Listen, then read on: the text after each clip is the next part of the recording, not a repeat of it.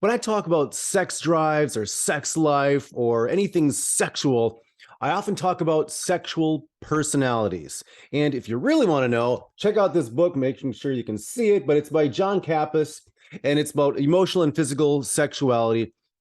I'm just gonna call this as sexual personalities, not get into the E and P so much. I have other videos that do that, but in general, I refer to like one type and another type in relationships.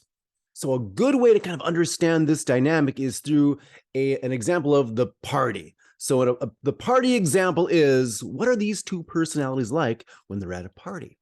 So you have one personality at a party where maybe they didn't really want to go to it in the first place.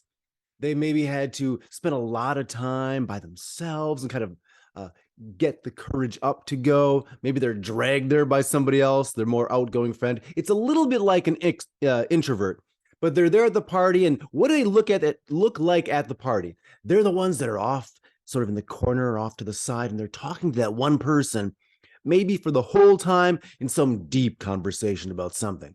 That's the one personality. Maybe that's what you are. And the other one, the opposite, is the one that's kind of bouncing around, talking to everybody. They might be the person that actually threw this party. It might be at their house. But yeah, they're talking a little bit here, a little bit there, small talk to all these different people. These two people tend to be the people that attract. That's where the opposites attract come in. Because what happens is that person that's off by themselves and having that deep conversation looks at the other person who's bouncing around, has all that energy, goes, oh, I'd love to be that confident. I'd love to be that person that can just talk to anyone, just walk up and start conversations. And to be that outgoing, they look like they're so confident, like I said before, and they look fun and whatever they think, right?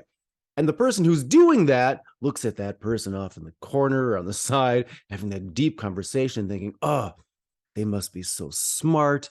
I would love to have that confidence. Sometimes they'll think that to just be able to talk to one person and have that deep conversation and not feel like I have to be the life of the party and make sure everything's going well and bounce around and having these little short, surfacey conversations.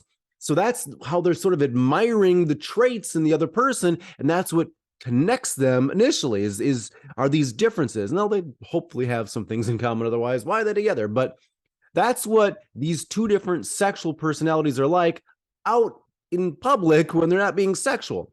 But we'll get into other videos, or we'll get into it on other videos as far as what are the other qualities that they have when they're more intimate that draw them together and might, if not taken into account, pull them apart. So these are the sexual personalities we'll be talking about.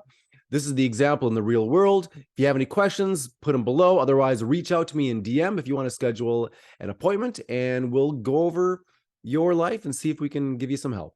I'll see you on the next video.